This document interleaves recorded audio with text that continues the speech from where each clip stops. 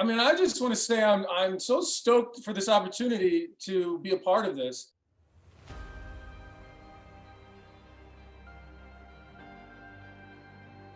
Hello, Geek House Show. This is Hassan Mohammed, and we have Lex Luthor and Clark Kent in the Geek House with us here tonight. Tom Welling and Michael Rosenbaum, welcome to the Geek House Show. It's a huge honor to have you with us here in the Geek House. Pleasure to be here. Thank you very much, guys. Now, you're going to be in Speedy Comics Con, the first ever virtual convention in the Middle East. You're going to meet your fans in the Middle East for the first time. How does it feel for you to know that you have fans from this part of the world? And are you excited to meet your fans from the Middle East? I mean, I'm totally excited. This is like a brand new world for us. And I think it'll be really exciting. I think we'll be able to talk to a lot of people who we haven't been able to talk to before, and hopefully have a lot of fun doing it. Yes, I mean, the only thing more exciting than to do this virtual event with Dubai is to be in Dubai. And I hope that happens soon. I've always wanted to go there. Tom and I have talked about it. And I hear the people are amazing. And we're just excited to do this. And it's just to have fans in general, just to have anybody who likes your work is great. And when they're overseas and all over the world, it's like, you got to pinch yourself and say, we're very lucky. So, yeah.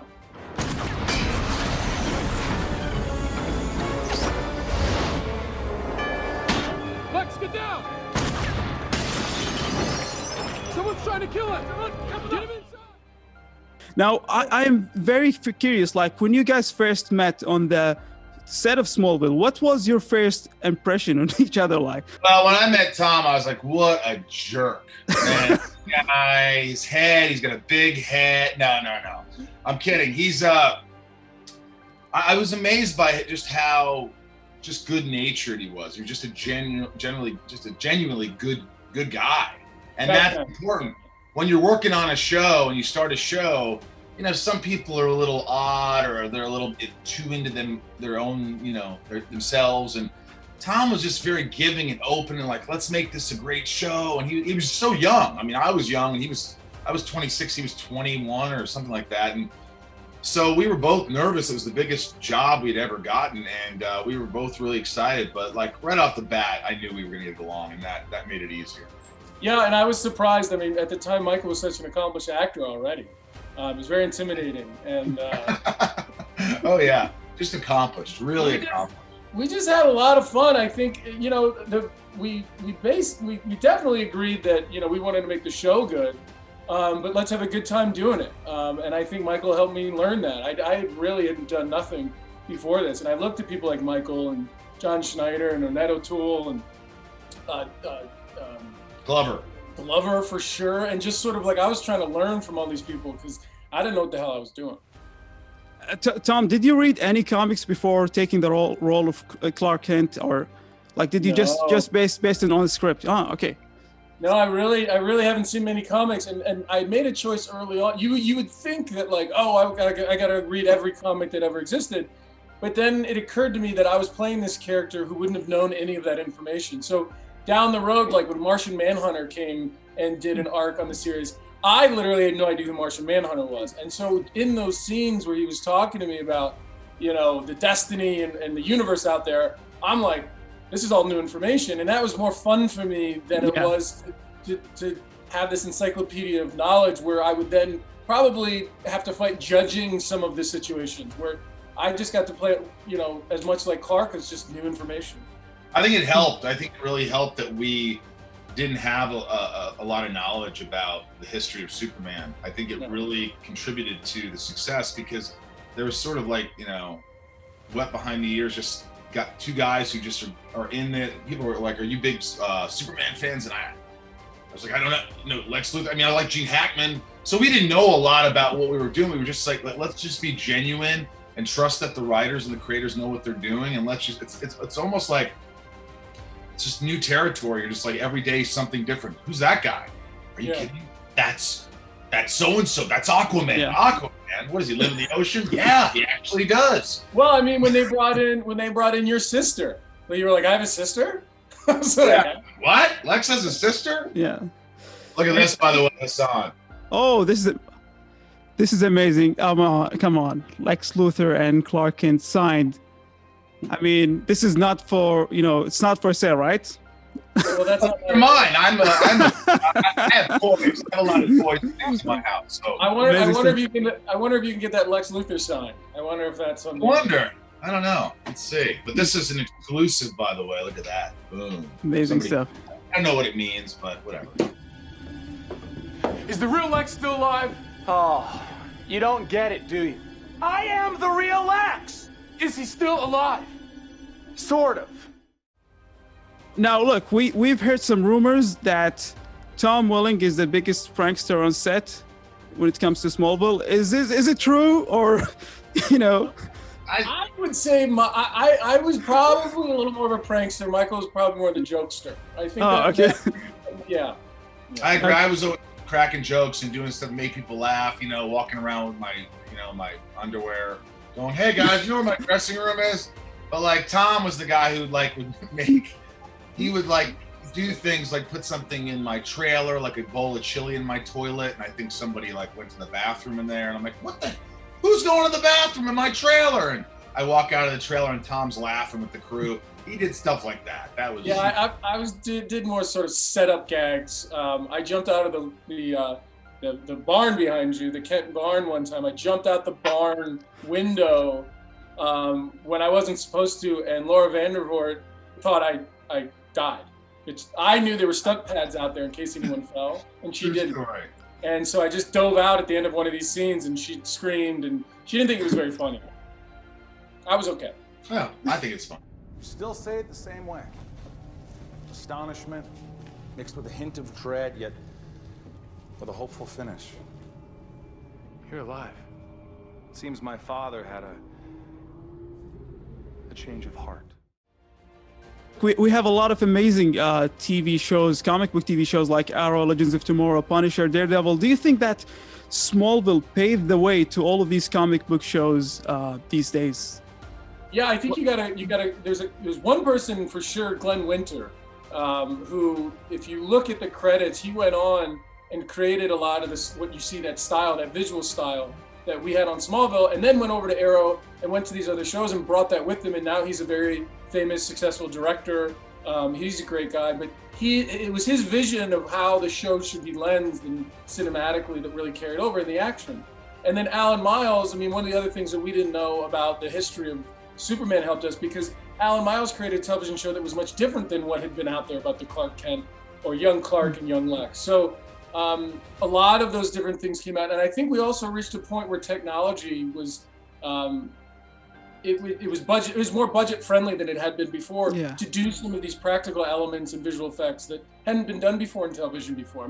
Smallville's a really big show when it comes to the action and the things we were doing, that you really couldn't do that stuff even a year before. Yeah, if you look at it, if you go back to season 1, you could see the effects that we were doing on Smallville in the early seasons were just ahead of its time. Now if you watch it, some hold up and some don't, because that's technology and that's just how we work. But it really did pave the way. I like to take credit, or the show to take credit for that, because it was done so well, classy. Smallville was like a movie every week. You're watching a movie, the way it was shot, and the effects and the style. It took a lot of time. It took 10 days to do one episode. 8 days of main photography, principal photography, and 2 days what would be stunts and CGI, all this other stuff. So when Tom was working or I was working, he might be a main unit and I'm on second unit doing stunts, and we were all over the place, and it was so much work. But then when you saw the product, you forgot about all the hard work, and you're like, wow, or that was worth it. And so I think a lot of shows tried to replicate that sort of dramatic, it was just the first time it was successful in a 1 hour format. And it was, then that spawned everything, and a lot of great shows. But I always think that, Smallville was the reason. There was a little gag that now you just reminded me of, which I'd forgotten that, we didn't do it a lot, but every once in a while we found out each other was on a different set, working on a different unit. We'd sneak over, and at the end of a scene, the director says cut. And I remember one time I waited for the director to say cut, and I just yelled, "Going again!" And Rosenbaum was like, "What? What are you talking about? We're going again. I nailed it. What are you talking about?" And we would just sort of keep each other entertained and happy. Yeah. Tom would do that all the time. Tom would mess with me. Like I'd be directing an episode and all of a sudden the dolly, the dolly, you put the camera on, the dolly around, it broke. The actress's dress broke. They had to take 30 minutes to repair a dress. And he walked on set and goes, "You're behind. What are you doing? We gotta go here. Why don't we?" And I'm like, "Dude, would you leave me alone? Leave me alone." All right, he goes, "Dude, I'm calm down. I'm just kidding around." I go, "It's not my fault." I mean, so we were always messing with each other, for sure.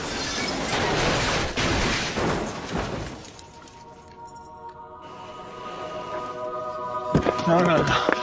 Lana!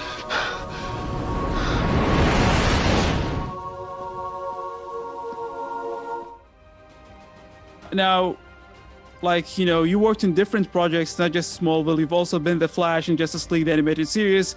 Tom, you've been, in Lucifer as Kane. Both of these characters are actually from the DC universe as well. So how does it feel to be part of the multiverse, kind of like playing two different characters from the DC universe? So do you feel attached to DC more than any other universe? Michael, you've also been in Marvel as well, in Guardians 2. So do you feel that your heart belongs to DC more than, Well, I was also the voice of the Flash for many years. I've done a lot, Justice League Unlimited, and done a lot of even video games. I played the Flash, and so look, DC has always been so kind to me and giving me work, whether it's Lex Luthor or Flash or all these other Deadshot, the voice of Deadshot, and a bunch of characters. Marvel, I did a small role. Martin X was one of the original Guardians in Guardians 2. It was a small part, but I always love just working, and it's a lot of fun. So my favorite, I'd say the one that employs me most. So look, I love DC. I'd like to do more Marvel, but DC's always been really great to me so far. Hopefully I'll do more Marvel, but it's just nice to work.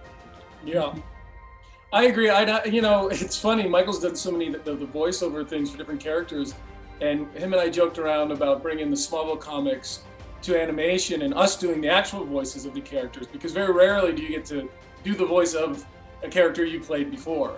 I think that would be a lot of fun. And me too. I think there is a bit of a because he played Clark Kent on Smallville, which is a DC thing, we can't have him on Marvel things. But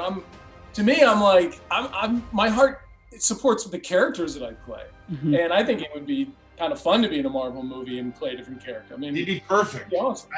That's always a silly thing with Hollywood. If at least we're breaking that mold of the old, if you do TV, you can't do movies. Now, look at every giant motion picture actors are all doing TV now. Right. It's all mixed. So now I think all the rules are being broken, or just I think people are realizing that, hey, if someone's good, who cares what they've done or let's just get, So, yeah. Michael, can you give us an update about Guardians 3 with the Ravengers? Is there are you gonna be part? I'm good friends with James Gunn, who's the director, and I even when he started out, he was doing little shorts and crazy, and I was like, yeah, I'll do that. And I always joke with him I do all your shorts before you blow up, and then you blow up, and I'm like the guy with CGI on my face. That's what I mess around, but he doesn't really tell me. He goes, well, he's coming back. Martin X is coming back. I go, in Guardians 3, and he's like, I don't know, but I know he's coming back. So whatever that means, I always take everything with a grain of salt until I'm on set filming, or I watch the movie and I'm still in it. That's when I know it's because this is Hollywood, man. You just never know. You can't count on anything except just be there, do the job, get paid, and hopefully they don't cut you out.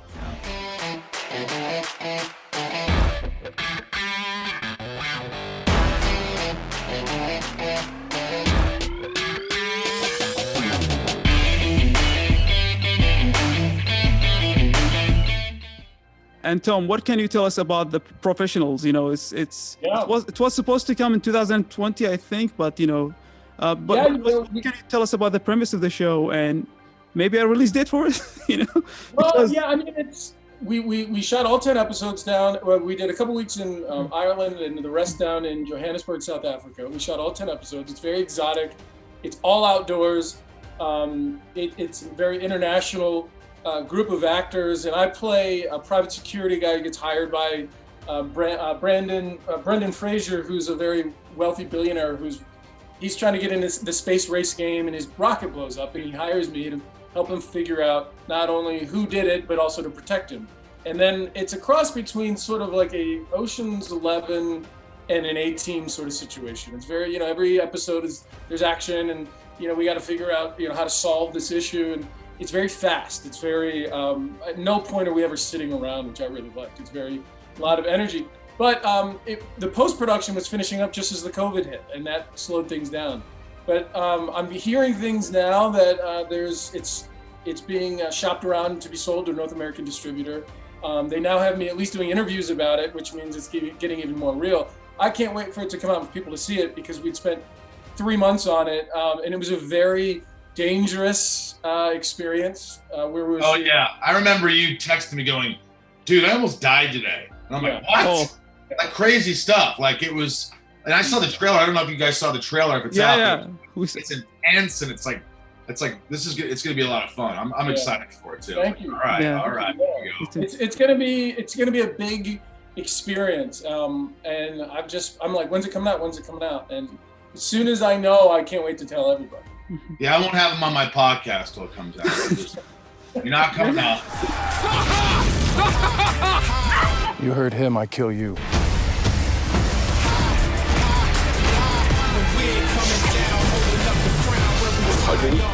Yeah. My final question is for you, Michael. The Geek House Show started as a podcast to discuss comic book movie news, and you have this amazing podcast called The Inside Of. Obviously, we talk about entertainment, but you talk about more serious stuff, mental illness and speaking out of things and difficult situations. And so, do you have any advice for us here, for the Geek House Show podcasters, and what is your advice for us as a podcaster, and what can you tell us about your podcast as well? Well, can I jump in real quick? Yeah. I'll tell you one thing that Michael does, and I enjoy listening to this podcast, and I've listened to some other people's podcasts, but a lot of other people's podcasts seem to be about them and what they want to say and what they want to know. Michael's a very good listener, and if you listen to his podcast, it's very organic because he's listening to the person and talking to them and with them. It's less about just like trying to hit the points that he wants to hit. I've been on his podcast before, and it's like, hey, let's talk about this, and sometimes we never get to any of that stuff because he follows the conversation where it goes. So I don't have a podcast, but I would say that would be something that people could learn from watching him work.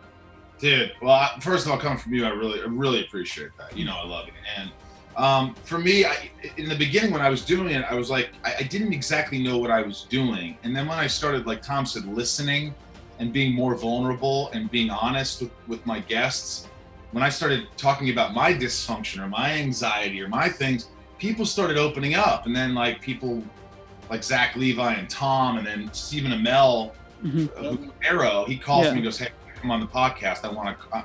He just came out and told everybody he had COVID and he wanted to come out on my podcast. So he just came out yesterday saying I had COVID on the set, and we talked about how that affected him. And I think people would just have they want to open up more. And the show's not all just serious, and it's really about just like how we evolve and how we face adversity and how we get through things, and how we just have success, and what we do when we're not having success, and how we kind of get down on ourselves and how we get through it, how we all get through it. So even when I listen to these guests, it's like therapy for me. I honestly, and the audience, I'm like, wow, really? They're like, is this therapy for you, Rosenbaum? I'm like, yes. So it's called Inside of You with Michael Rosenbaum. And if everybody in Dubai wants to subscribe, you can watch on YouTube, and I'll get this big guy right here on there again. He's one of my favorite guests for sure, if not my favorite. Yeah. It's an amazing podcast. I listen to it all the time, man. It's really amazing, and I also learn from it. So thank you for doing this amazing work, man. Yeah. Just be honest and have fun and open, and the rest will happen. You're listening to Inside of You with Michael Rosenbaum. I just wanted to do that because it's Halloween, month. It's my favorite month, favorite time of the year. Really? Yeah, it is. As you can see, behind you are my Evil Dead poster, Lost Boys, Fright Night. do you have any final message to your fans in the Middle East before they see you at Speedy Comics Con? Tom? I mean, I just want to say I'm so stoked for this opportunity to be a part of this. And Michael and I always say, like, we can't wait to be in person, because that is really the fun interaction when you just, when you were there with people, like even Michael said about his podcast, when you're there and you can see the interactions and people with their kids and the joy in their faces. And a lot of times you'll get stories from them about how the show affected them and how it helped them through certain times, whether it's the passing of, you know, Jonathan Kent and somebody else's father.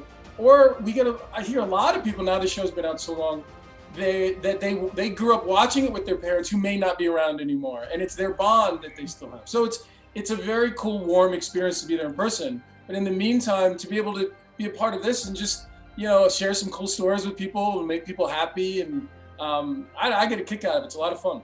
Yeah, we have a lot of fun together, Tom and I. So I don't know if I think we're gonna probably do dual chats with people and stuff like that. But you know, we always make the most of it. We love people, and we, you know, again, if we were there live, which we'll come there sometime. Sometime, hopefully, yeah. You know, it's a great experience, but this is going to be an amazing experience anyway. And we like to give it all, and we want everybody to have a great time, especially in a world that we're living in. It's like, you got to have fun. You got to let go. You got to disconnect. And this is a moment where for a day or so, we could just enjoy each other and laugh and tell stories, and hopefully everybody has a great time. We also do these things during the live convention. I mean, when we're in-person conventions, where Michael and I take an evening and we'll do this thing called Smallville Nights. Yeah. Where we kind of put a spin on a few scenes and interact with the audience and have them be a part of it. We haven't quite cracked how to maybe do it virtually. It really is an in-person thing. But hopefully we can bring that to Dubai when we go too, and that's a blast. I mean, him and I both end up falling over laughing. It's honestly the best, like, it's one of the best times I've had. When we're together, it's like this, no cameras, it's just us and the people that show up. We interact, they read scenes with us. I may wear costumes. There's, you know, it's just story. It's just like a really, so we talked about how do we do that virtually and how do we make it private? Because, you know, people want to videotape things, and some things we want to keep private, so it's between us, as me and Tom and the audience. And so we want to keep it intimate. So if we don't figure it out virtually, we're definitely going to bring it to Dubai when we come there. Yeah. Well, you know, we cannot wait to see you in Dubai, you know, physically, but for now, we can't wait to see you virtually as well at Speedy Comics Con, November 13th and 14th. Thank you very much for taking the time to do this interview, and see you at Speedy Comics Con. Thank you, Tom. Bye. We love you. Thank you.